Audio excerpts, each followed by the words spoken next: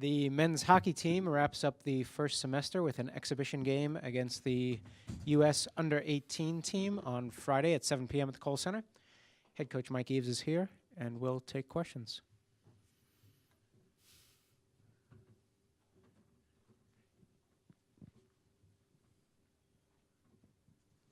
How challenging of a game will this be, Mike?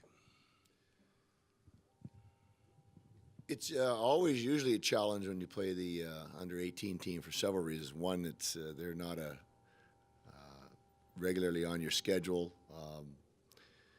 Two, it's close to or near exam time, which always is a challenge. And so those two things come to mind. I think this year is different, though, because in terms of getting prepared, this is we are trying to find our way, and any game that we have a chance of winning, we need to play and get better. And B, this is a really good team. Like, this team is legitimate to try and win the under-18 World Championship, and you take a look at whom they've beaten, whom they've played.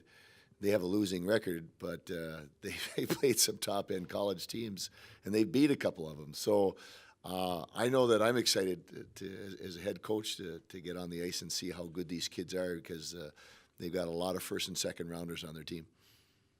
Andy? Mike, having coached there, knowing the emotions that will be on both sides, whose incentive level is the highest? The two guys, Jack Doherty and Ryan Wagner on your team, or Luka Pilka and Luke Kunin on that team, knowing that they're going to be playing here a year from now?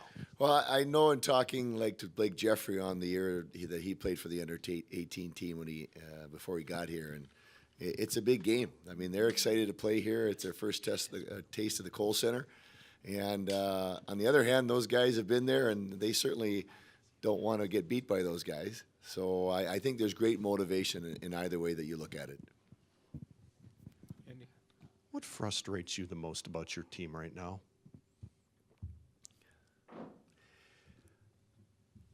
You know, Andy, I don't find myself using that word very often, frustrated. I think that, and the reason I would say that is because of whom we're dealing with in terms of the amount of freshmen you have, the returning guys coming back, what we're asking them to do. This is just part and parcel with the world in which we live. So to get frustrated wouldn't benefit anybody anyway. So knowing that we've got to coach these young people up and keep going in that direction, I don't find that word, I don't feel that. I don't use it in my vocabulary. Would you say this is the most challenging moment of your time here? One of them. It'd be the top three. Top three, and of course that brings us to what are the other two? Well, I think, I say top three because, people always say that, but I would say the first years that we were here, that was a challenge in trying to get that. I think the second thing that pops in mind is with an older team, us starting 1-7-2, that was a challenge, and now we're with a younger team, and we have this challenge of dealing with so many young people and trying to get them to, stay with the process, keep their upper lip stiff, and keep moving forward. Mike, could you take us back to your days with the National Team Development Program, what it was like then and what you believe it is like now and the progress that USA Hockey has made in that regard? I just found out recently here that they're actually going to move their home. They're going to move from Ann Arbor to Plymouth, Michigan. I think that's a huge step. That'll be a kind of an evolution step in their process. I think that, I don't know, it'd be interesting to see what they do that building in Plymouth and how they make it their own, but they certainly going to have a bigger venue for crowds now. They can seat 4,000 or 5,000.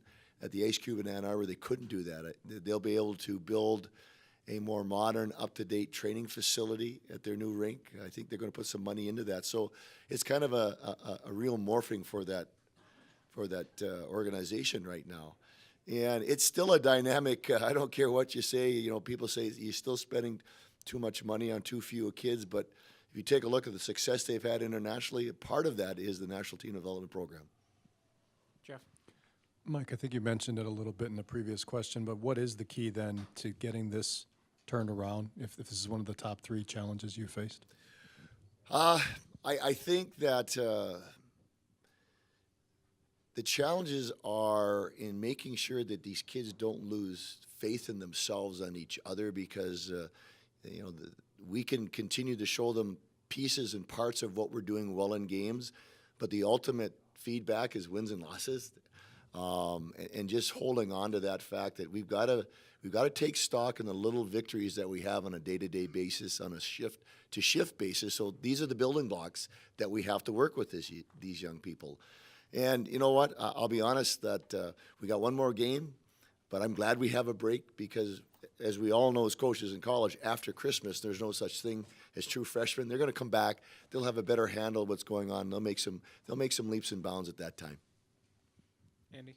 Mike, what development gives you your greatest sense of optimism at this point in time? What have you seen from, is there one that stands out that makes you go, yeah, we're going to be all right. Yeah, Don't worry about no, it. our play without the puck has increased substantially. Our ability to have guys go to where we want them to go so that we can squeeze them off and get the puck back. I mean, the better we are without the puck, the more we're going to have the puck. And I think, guys, we see that repeatedly in video now, and it's getting better. And I would say that's the biggest thing that gives us hope. Jeff? Relatively speaking, how difficult do you think it has been to this point or might be in the future to make sure they don't lose faith in themselves until they start to see some rewards? Well, I think it's really important that we as a coaching staff, we lead by example. Our energy in the locker room, our energy on the ice, our energy behind the bench, making sure that we have our biweekly meetings with our captains and make sure that they carry the same message when we're not in the room. As a matter of fact, that was the last thing that was said on Saturday night. We asked the captains if they truly understood what our message was to the team. And our quote on Saturday night after the game was, the problem with life is that you live it forward, but you only understand it by looking backwards. 20/20 vision, and we don't know why we're going through these tough times. These tough times, if we hold them in the right light, are going to make us better as we go down the road. A couple of future Badgers with this national Yes. team program that's coming in here. Can you tell the fans what they'll see in Luke Kunin and Luka Pilka? Luke Kunin is one of these players that, as he gets the puck, people will come to the edge of their seats. He has good speed and skill and sees the ice, and he's one of their captains. I think he is the captain of their team, and he brings that leadership quality and is very proud of that in our discussion. So he'll be a nice piece to have. And Luka Pilka is a very athletic goaltender, and he gives himself a chance to compete right away for the #1 job because this year he'll probably play 20 college games, so that's a good thing for us. Andy? Mike, do you have an update on Adam Rockwood? Yeah, you know what? He's actually going to get on the ice this week, Andy. I don't know if today, but I know on the ice he will be with us at some point this week. Anything else for Coach? Thank you. Thanks, Mike.